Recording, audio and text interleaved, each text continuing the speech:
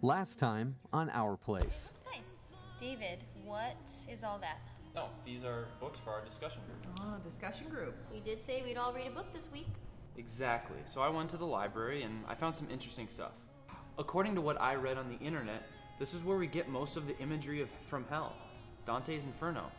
Yeah, it's like a Tim Burton movie that goes on for all eternity.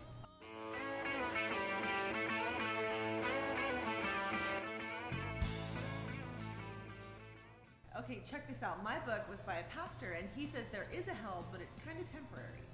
Can I see it? Yes, I've read that one too. But I found it kind of shallow. Well, so this guy says that there may be more than one chance if you go to hell. Here.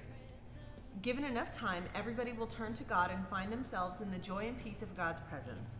The love of God will melt every hard heart, and even the most depraved sinners will eventually give up their resistance and turn to God. It's kind of like reincarnation.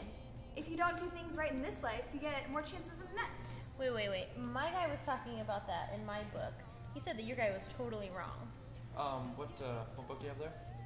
Oh, right, yeah, I've read that one as well. I found that one okay. Dude, how many books have you read? How many whole books? You read parts of books? Well, I read 7 complete books for this study, and I read about 10 parts of 10 more. Nerd alert! And I refer to it more as bibliophile. I like to think of it as you have no life book nerd. Okay, guys, listen, hold on. I wanted to read you some of this.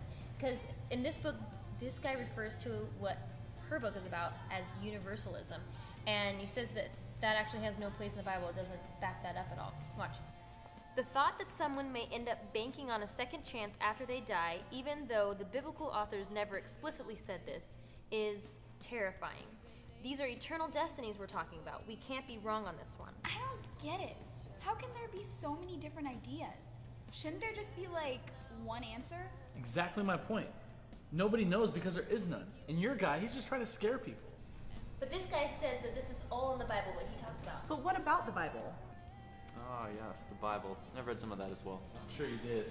Because my guy used lots of quotes from the Bible, so how could they disagree? Hey, you guys, actually, that's my friend from work, Elise, and she's super into the Bible. I should go ask her. I'm gonna go get her. Hold on 1 second.